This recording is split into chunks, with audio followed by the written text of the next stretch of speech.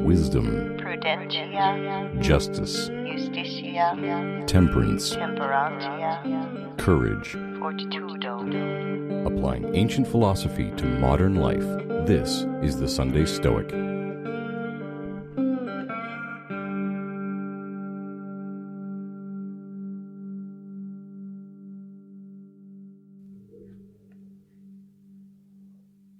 Welcome to the Sunday Stoic podcast. This is Steve coming to you from Conway, Arkansas. How are things going? We have the ice apocalypse upon us now. We had quite a winter storm. Not a lot of accumulation if you live in the northern hemisphere, especially the northern part of the northern hemisphere. You would laugh at the amount of ice and snow we have here. Excuse me. Let's do that again. Welcome to the Sunday Stoic podcast. This is Steve coming to you from Conway, Arkansas. I hope things are well with you. I get to work from home today as well as yesterday, which was my birthday, which is awesome. Thanks to fate, we had an ice storm come through and got only about a dusting of ice, but enough to make the road slick, and they canceled school, so we wouldn't have to have all the students driving in to campus. So working from home. And it was my birthday on yesterday, so school was canceled, and I got to basically work from home. So that was kind of a nice treat, unexpected, preferred, indifferent. So today, I thought I would talk to you a little bit about Seneca's letter number 69. But before I do that, I'll just give you an update of what's going on in my world and see if I can get some feedback from you. I have been working on the Marcus Aurelius course with the College of Stoic Philosophers.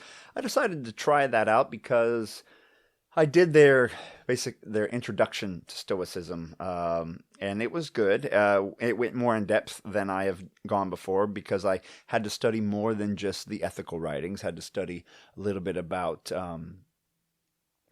physics and logic and things. And this course goes deeper than that. It's a year-long program, and you study Stoic. Right now I'm studying logic and having to write some logical essays, and I have to read several books and so on and so forth. It's actually a bit of work, but I think it's going to be rewarding as long as I can find the time to accomplish what I set out to do. So, if you're interested in going more in depth, it might be something that you want to look at. They focus more on a traditional form of Stoicism. So if that's something that turns you off completely, you may turn your attentions to something from modern Stoicism, the organization. But it so far has been a good course. And so I've been doing that. Otherwise, just living the dream, as it were, here, teaching my biology classes and getting ready for the state science fair and all kinds of things here in Arkansas. So I wanted to ask you, I went through the entire Enchiridion last year. And then I went through one of the books from the Meditations, and I know some of you liked that. I was wondering if you had any input on what you would like next. Would you like me to do another chapter from the Meditations? Would you like me to do something with Seneca for a while? Or sometimes with my life right now, it's sometimes easier to pick something and move through in a systematic way because when I first started the show, I would do 3 readings from Marcus Epictetus and one from Seneca and put them together, tie them together, talk about it. I just find that with my son getting older and being much more active when I come home and things like that, it's harder for me to sit down and craft that kind of an episode right now. So it's nice when I can just progress systematically through a book, let's say, to help keep things organized. So if you have anything you specifically want to go through, shoot me an email, sundaystoic@gmail.com, and let me know what you think. But for now, we're going to hear from Seneca, letter 69, to his friend Lucilius, he's trying to convince to become a Stoic and giving him advice as to how to do it, how to live a moral life.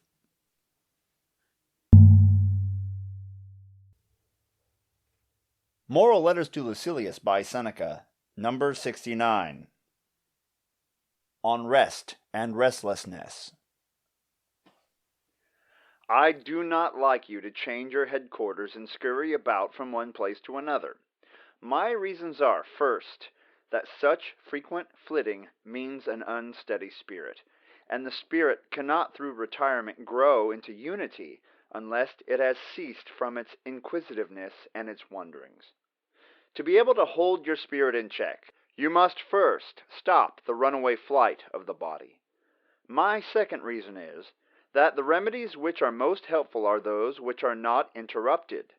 You should not allow your quiet, or the oblivion to which you have consigned your former life, to be broken into.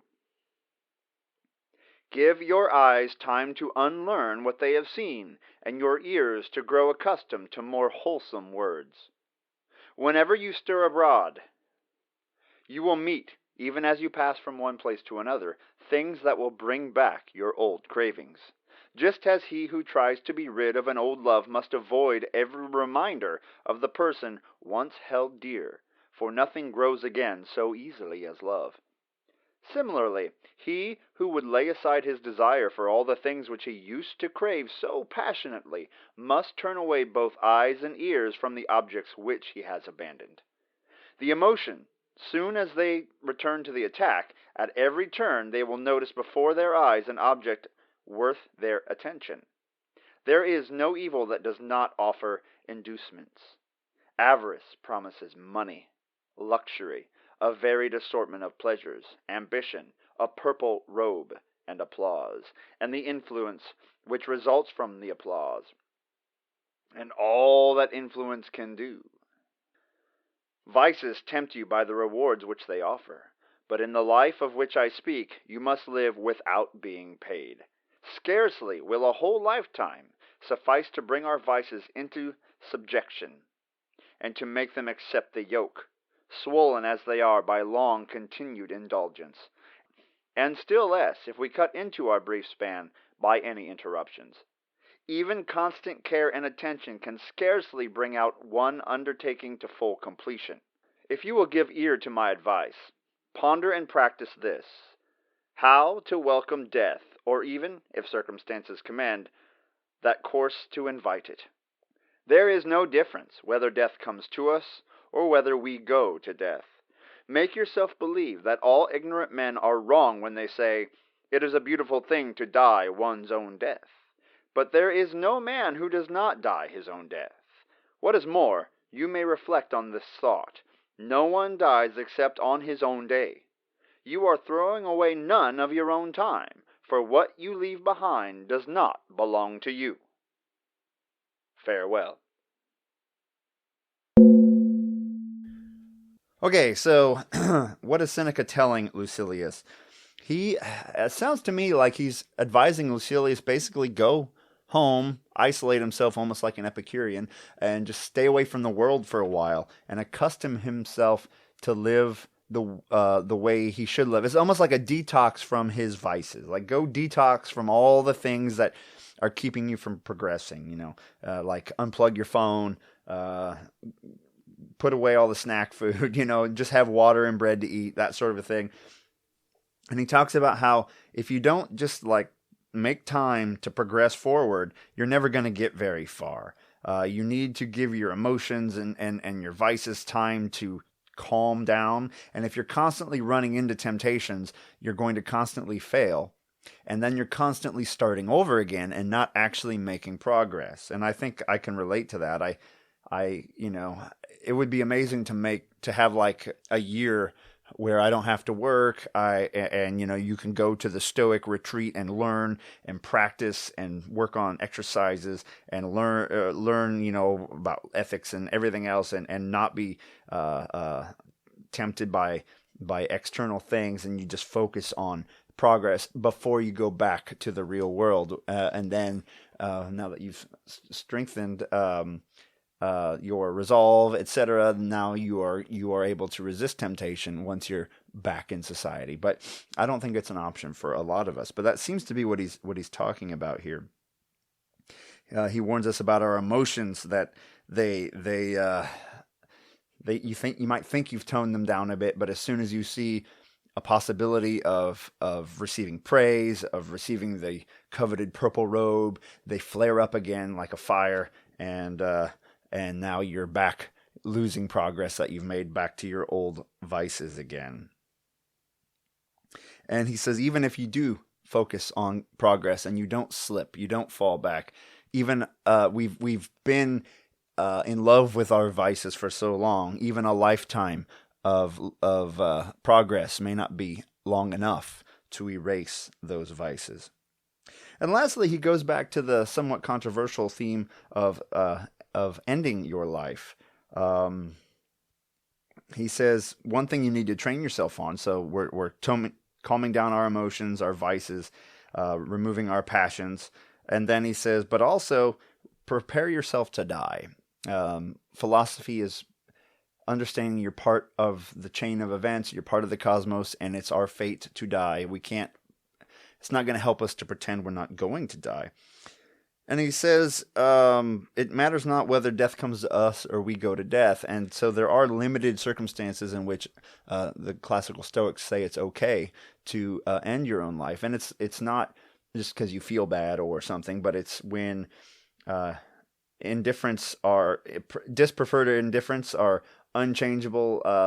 To live may risk losing virtue, etc. I don't know the list, by heart. I'm hoping not to have to worry about that sort of thing. But this is something that they were okay with. And he says to tell them that it's persuade yourself that the ignorant are wrong when they say it's lovely to die one's own death. And I was reading in the various translations that I think is supposed to indicate to die one's own death means to die when fate tells you to die. Like as people would say, a natural death, when God has declared it's time to die. But he says you can never die any death but your own. And on your dying day, you may say, oh, I'm going to miss out on all these years after today. Maybe I shouldn't do this. He says, well, don't worry about it. That time's not yours anyway. You're not losing anything of your own there. So he's trying to tell Lucilius to be okay with having to check out if life becomes untenable. Once again, you got to be careful with this sort of thing, because you don't want to encourage people, oh, I'm having a bad couple months, I'm checking out. You know what I mean? So not something to take lightly.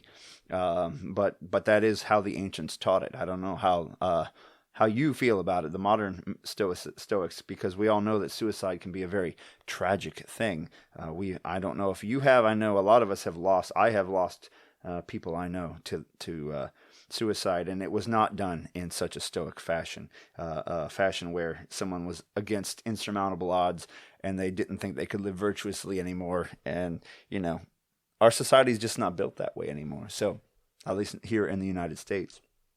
So, tell me what you think about that. Is that something modern Stoics should scrap from their discussion, or is it worth talking about and considering when it's appropriate? So, take some time to unplug, to get away from all the temptations of life. Maybe that means unplugging your computer and your phone and getting all the junk food and alcohol out of your home for a while, and live a few months without those temptations if possible, and try to grow and progress so that when you then experience them again, perhaps you have built enough resolve that they're not an issue. They don't tempt you in ways they may have in the past. So shoot me an email. Let me know what you think, what you'd like to hear next, sundaystoic@gmail.com. And until then, get out there and work on this stuff. Remember, Seneca warns us, we can't just keep starting over every 3 days. We need to make serious progress, and we can't do that if we only practice Stoicism every Sunday. So seize the day, progress well, carpe diem.